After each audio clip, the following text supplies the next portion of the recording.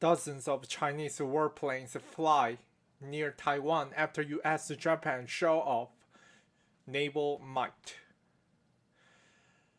A Taiwan Ministry of Defense graphic shows where Chinese warplanes flew on Sunday, January 23rd. Hong Kong CNN. China sent 39 warplanes into Taiwan's air defense identification zone called the ADIZ on Sunday.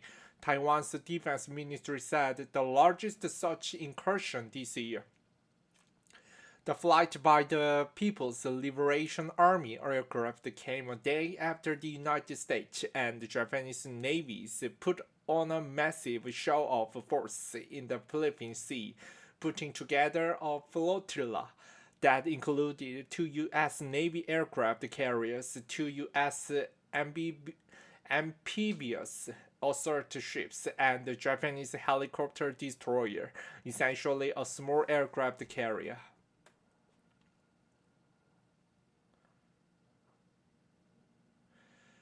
2 U.S. guided missile cruisers and 5 destroyers were also part of the exercise. The Philippine Sea is the area of the Pacific Ocean east of Taiwan between the self-ruled island and the U.S. territories of Guam and the Northern Mariana Island. The Navy did not say how close the flotilla was to Taiwan.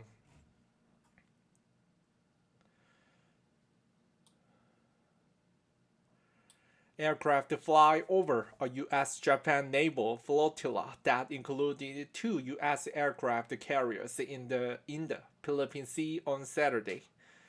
Freedom at its finest.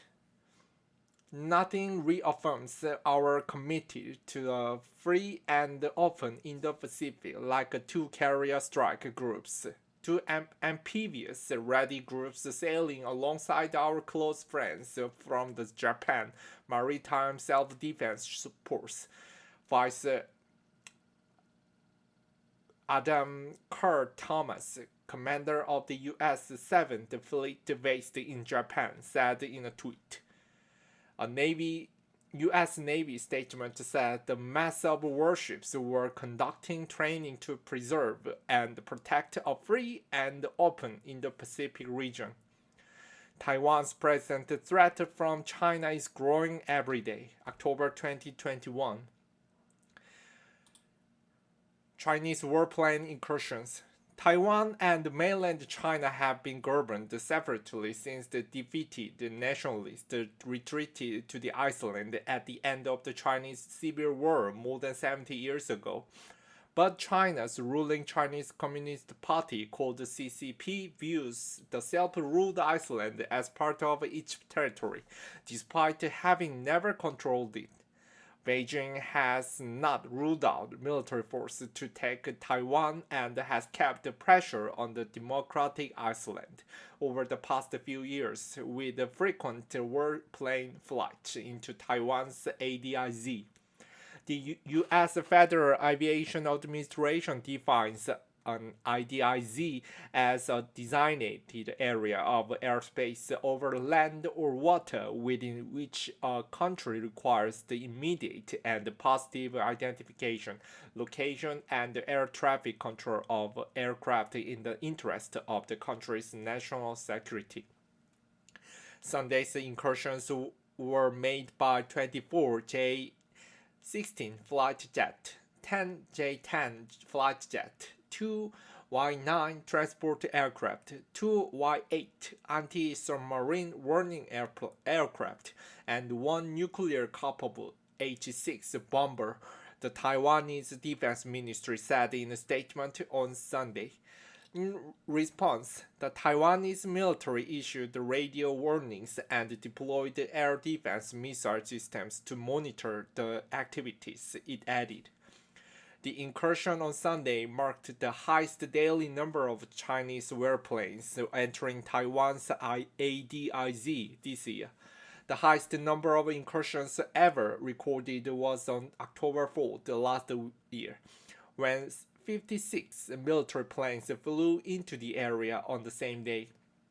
While the Chinese incursions Sunday were likely a reaction to the large naval presence Tokyo and Washington were putting in the area, they also served another purpose, said Colin No, research fellow at the Rajaratnam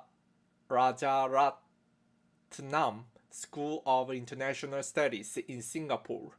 No doubt this is part of the broader campaign by Beijing aimed at eroding the will and the ability of Taiwan to continue resisting, No said. He pointed to the recent crash of the one of Taiwan's best fighter planes, an AF-16V, and the toll it's taking on the Iceland airports to respond to persistent PLA incursions into Taiwan's defense zone. Certain politicians and retired military officials in Taiwan have raised the issue of a possible pilot shortage and insufficient training in the face of operational requirements in responding to frequent PLA flybys, No said.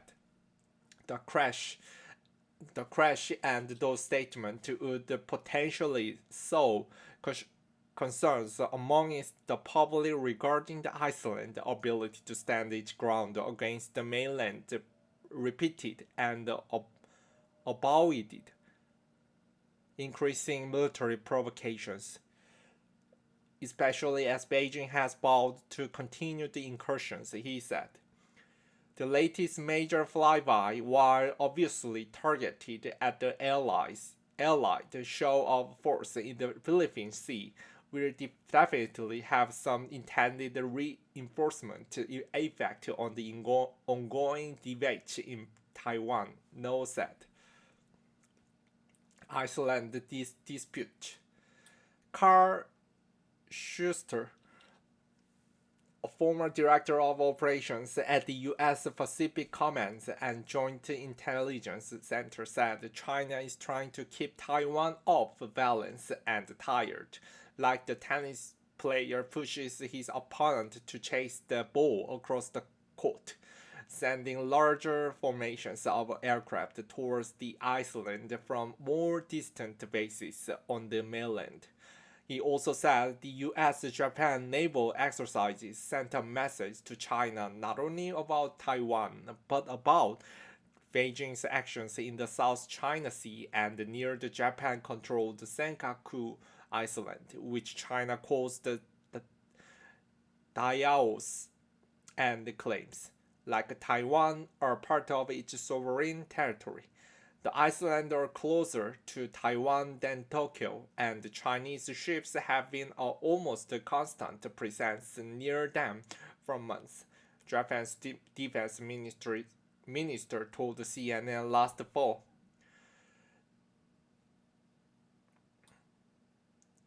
The U.S. says the Senkakus fall under the U.S.-Japan Mutual Defense Treaty, which obligates Washington to defend them like any other part of Japanese territory. Schuster said while the large naval exercise sent a message, each location meant it wasn't overly provocative. The Philippine Sea lies outside what is called the first island chain, the waters within it, the waters within which are largely claimed by China. Schuster said keeping the US-Japan naval exercises outside the chain showed there was no threat to the Chinese mainland.